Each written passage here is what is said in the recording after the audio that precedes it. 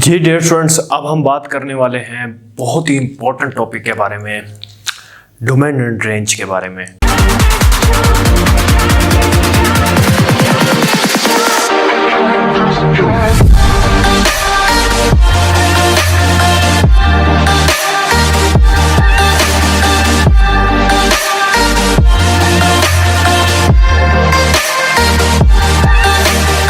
Domain and range has its most significance value in its own field।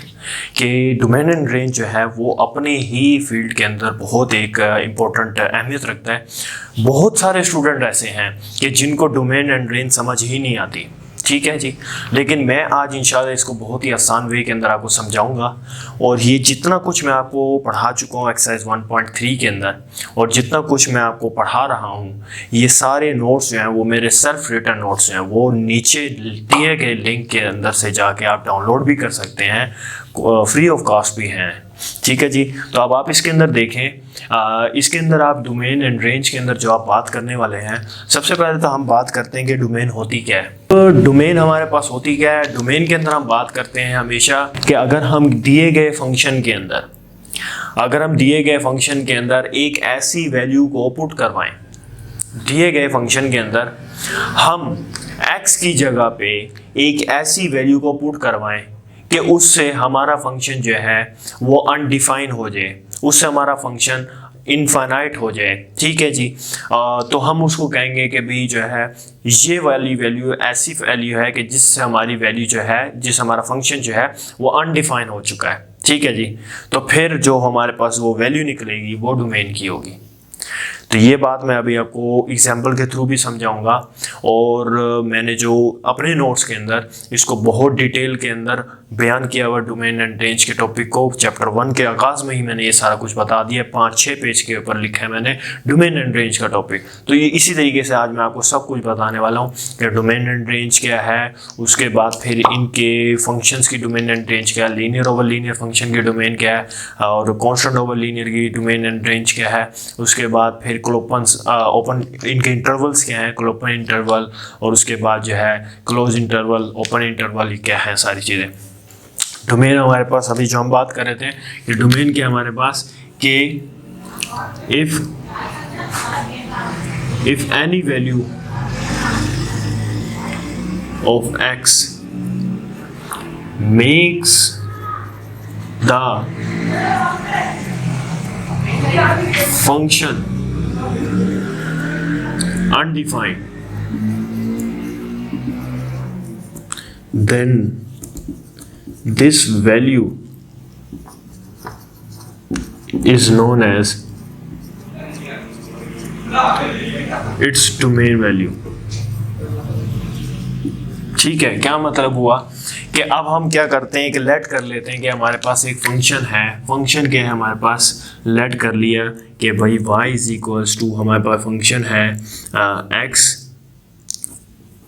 1/x + 7, ये एक हमारे पास जो है फंक्शन है, ठीक है जी। अब इसके अंदर देखें, इसके अंदर हमने करना क्या होता है, हमेशा एक बात आपने और नोट याद रखना, इंपॉर्टेंट टिप बता रहा हूँ, हमेशा जो डोमेन है ना, डोमेन उसके डिनोमिनेटर के ऊपर जो है वेरीज करती है। हमेशा डोमेन जो निकलती है वो उसके डिनोमिनेटर से निकलती होती है, ठीक हो गया जी। तो मतलब अब हमारे पास ये जो डिनोमिनेटर दिया हुआ है x + 7, अब आप यहाँ सोचें x की जगह पे ऐसी क्या वैल्यू पुट होगी कि जिसके पुट करने से हमारे जो आंसर है नीचे का 0 आ जाए, ठीक है जी। और वो जो 0 आ जाए, उस 0 आने से 1/0 जो है वो इनफाइनाइट हो जाएगा, मतलब हमारा फंक्शन जो है वो अनडिफाइंड चला जाएगा। तो जाहिर सी बात है कि आपने सोच लिया होगा कि यहाँ पर x की जगह पे अगर हम -7 पुट करवाएं तो उससे हमारा जो फंक्शन है अनडिफाइंड हो जाएगा, ठीक है। तो इसको निकालने का एक तरीका भी है कि हम किस तरीके से करेंगे। हम इसको इस तरीके से कर सकते हैं कि हम लोग यहाँ पर put x + 7 is equals to 0, हम पुट करवा देते हैं x + 7 को इज इक्वल्स टू 0। 7 को उठा के उधर ले जाते हैं, -7 हो जाएगा, तो x की वैल्यू -7 आई, मतलब x की वैल्यू -7 है। इस -7 को अगर हम यहाँ पुट करवा दें तो ये क्या हो जाएगा, -7 + 7, ये 0 हो जाएगा, 1/0, और 1/0 जो होता है वो इनफाइनाइट चला जाता है।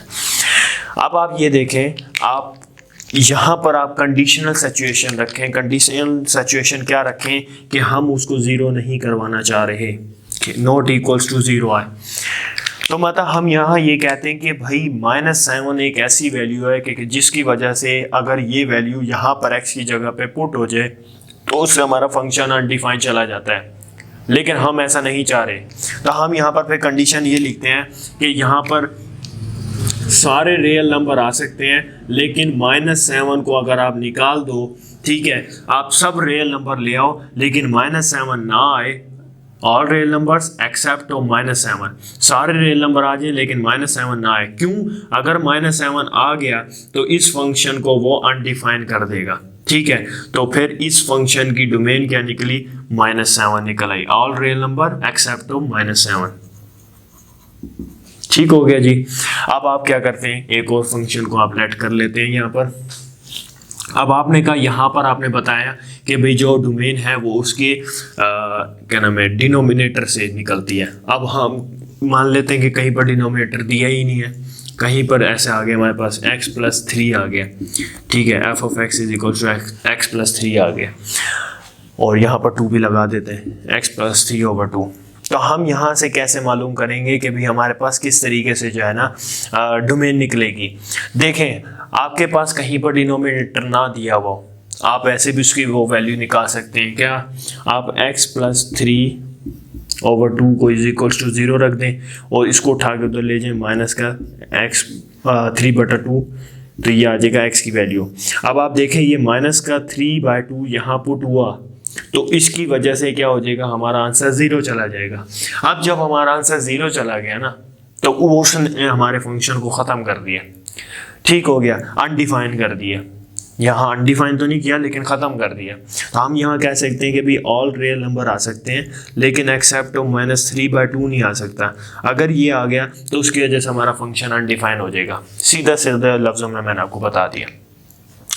तो अब आप आगे देखें कि हमारे पास जो है ये तो आगे हमारे पास मैंने आपको कांस्टेंट ओवर लीनियर की भी बता दी कि डोमेन किस तरीके से निकालते हैं।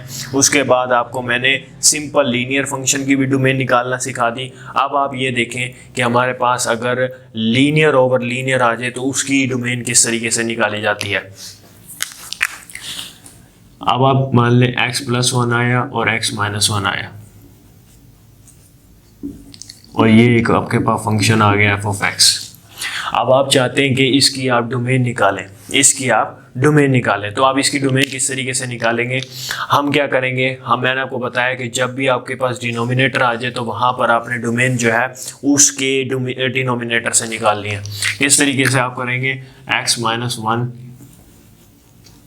= 0 रख देंगे, -1 को उठा के उधर लेंगे, +1 हो जाएगा। तो जाहिर सी बात है किसी जगह पे अगर 1 पुट हुआ तो उससे हमारे पास अनडिफाइन हो जाएगा। तो हम कह देंगे ऑल रियल नंबर एक्सेप्ट 1 ना आए वरना सारे नंबर आ जाए। ठीक हो गया जी। तो इसी तरीके से जो है ना आगे हम देखते हैं कि हमारे पास रेंज क्या होती है। रेंज की हम बात करते हैं कि रेंज के अंदर हम ये बात करते हैं कि जब भी हम रेंज निकाल रहे होते हैं अपनी, अब देखें हम रेंज और डोमेन को किस तरीके से जाहिर करते हैं। डोमेन हम कहते हैं इनपुट को और रेंज कहते हैं हम आउटपुट को। क्या हमने जो चीज़ डाली अंदर, ठीक है, तो उससे जो हमें ऑब्टेन हुआ वो हमारा क्या नाम डोमेन आ गया, और जो चीज़ हमने आउटपुट निकाली है वो हमारा रेंज के अंदर आएगा। अब जैसे अगर हम लीनियर ओवर लीनियर, पहले तो हम कांस्टेंट ओवर लीनियर की बात करते हैं, ठीक है जी, x+3 देखते हैं। तो फिर यहाँ पर कांस्टेंट ओवर लीनियर की जो रेंज होती है हमेशा वो ऑलवेज जो होती है वो क्या होती है, 0 के बराबर होती है। कैसे होती है, अब हमने इसी को फंक्शन को उठा लिया जो हमारे पास था 1/x+3, इसको जो हमने =0 पुट करा दिया, ठीक हो गया। अब आप ये जो चीज़ है क्या नाम है, ये नीचे डिवाइड हो रही उधर जाएगी मल्टीप्लाई हो जाएगी तो पूरी 0 हो जाएगी क्योंकि 0 से हो जाएगी मल्टीप्लाई। तो क्या ये पॉसिबल है कि 1 जो है इक्वल 0 के, तो ये नॉट पॉसिबल है। तो इसलिए हमने कहा कि हमेशा जो कांस्टेंट ओवर लीनियर की जो डोमेन है रेंज है वो 0 होगी। ठीक हो गया। इसी तरीके से हमारे पास एक फार्मूला है कि अगर हम लीनियर ओवर लीनियर की जो डोमेन को रेंज को डिस्कस करेंगे लीनियर ओवर लीनियर फंक्शन की, ठीक है। अब लीनियर ओवर लीनियर फंक्शन की आप रेंज किस तरीके से निकालते हैं? अगर लीनियर ओवर लीनियर फंक्शन हमारे पास जैसे x-1 है और x-4 है, ठीक है, इसकी आप रेंज निकालना चाहते हैं तो वो रेंज किस तरीके से निकलेगी? वो रेंज इस तरीके से निकलेगी, हमारे पास एक फार्मूला होता है उसका, क्या कि ऑल रियल नंबर आ सकते हैं, लेकिन उसमें से आपने क्या कर देना है, coefficient of x in nominator के नोमिनेटर का जो कोएफिशिएंट है x का, और डिनोमिनेटर का coefficient of x in denominator के नोमिनेटर का जो कोएफिशिएंट है x का और जो डिनोमिनेटर का कोएफिशिएंट है x का, उनको आपस में डिवाइड करें और करने के बाद उसके अंदर से रियल नंबर में से वो सेपरेट कर दें। ठीक है, हो गया जी। अब हम जो है अपना स्टार्ट लेते हैं क्वेश्चन नंबर 3 का। आपको काफ़ी कुछ समझ आ गया होगा तो डोमेन और किस तरीके से रेंज निकालते हैं, बाकी अब मैं क्वेश्चंस के अंदर निकालूंगा तो आप उसमें देखें। जी डियर फ्रेंड्स, अब हम बात कर रहे हैं कि हमारे पास यहाँ पर जो है 4 पार्ट है किसके, क्वेश्चन नंबर 3 के। तो देखिए इसके अंदर अब हम डोमेन और रेंज किस तरीके से निकालेंगे। इसके अंदर उसने बात किया कि डोमेन एंड रेंज आप निकालें लेकिन इनवर्स फंक्शन के। लेकिन सबसे पहले मैं आपको फंक्शन की डोमेन और रेंज दिखा रहा हूँ कि डोमेन और रेंज किस तरीके से निकलेगी। अब हम अगर इसकी डोमेन निकालना चाहें तो मैंने आपको कहा था कि अगर हम यहाँ पर क्या करें, डोमेन अगर हम इसकी बात करेंगे, डोमेन यहाँ लिखेंगे domain of f of x. अगर एफ ऑफ एक्स की डोमेन लिखना चाहें तो वो यहाँ डोमेन क्या बनती है कि ऑल रियल नंबर आ जाए लेकिन क्या ना आए, ऑल रियल नंबर आ जाए लेकिन -2 ना आए। अगर यहाँ तो -2 पुट हो गया तो उसकी वजह से आंसर जो है वो हमारा 0 हो जाएगा। तो ऑल रियल नंबर आ जाए लेकिन -2 ना आए, अगर -2 आ गया तो फिर हमारा फंक्शन 0 हो जाएगा, तो इसलिए वो डोमेन बन गई। और रेंज क्या होगी, रेंज हमेशा लीनियर फंक्शन की कांस्टेंट ओवर लीनियर हो या सिर्फ लीनियर फंक्शन हो, हमेशा जो उसकी रेंज होती है वो 0 होती है। तो हम यहाँ लिख देंगे ऑल रियल नंबर आ जाए लेकिन 0 ना आए। ठीक हो गया जी, ये डोमेन निकल आई और ये रेंज निकल आई, समझ आ गई है। तो अब आगे देखें, इसके अंदर ये है कि अब उसने इनवर्स की बात की है तो इनवर्स के अंदर ये हो जाएगा कि जो डोमेन होगी एफ ऑफ एक्स की वो रेंज बन जाएगी एफ इनवर्स की। ठीक है, उस फंक्शन के इनवर्स की रेंज बन जाएगी। तो मतलब ऑल रियल नंबर आ जाए लेकिन -2 ना आए, ये रेंज बन गई। और जो रेंज होगी एफ ऑफ एक्स की वो डोमेन बन जाएगी एफ इनवर्स एक्स की। ठीक है जी, तो ऑल रियल नंबर आ जाए लेकिन 0 ना आए। इसी तरीके से अब हमारे पास क्वेश्चन नंबर 3 है। इसके अंदर देखें f of x is equal to 1/x+3। तो देखें अब हम अगर इसकी डोमेन निकालेंगे तो डोमेन क्या होती है हमारे पास, domain of f of x क्या है यहाँ पर कि भाई अगर यहाँ पर क्या ऐसा पुट करेंगे, मैंने आपको बताया था डिनोमिनेटर से डोमेन निकालते होते हैं, तो यहाँ पर ऐसा क्या पुट करेंगे एक्स की जगह पे जिससे हमारा फंक्शन अनडिफाइन हो जाए -3। तो हम यहाँ लिख देंगे ऑल रियल नंबर आ जाए लेकिन -3 ना आए, -3 आ गया तो काम खराब हो जाएगा।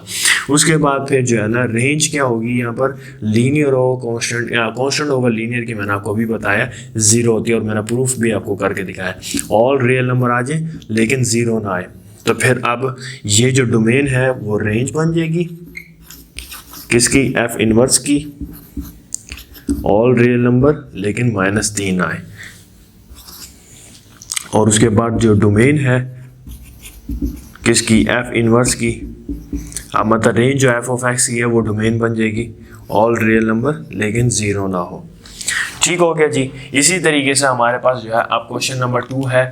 इसके अंदर देखें मैंने आपको अभी बताया था कि डोमेन किस तरीके से इसकी निकालेंगे। डोमेन निकालेंगे नीचे वाले से, देखें डिनोमिनेटर से, यहाँ पर x की जगह पे 4 पुट हो जाए तो क्या हो जाएगा, ये इसकी डोमेन निकल आएगी, domain of f of x के ऑल रियल नंबर आ जाए लेकिन 4 ना आए।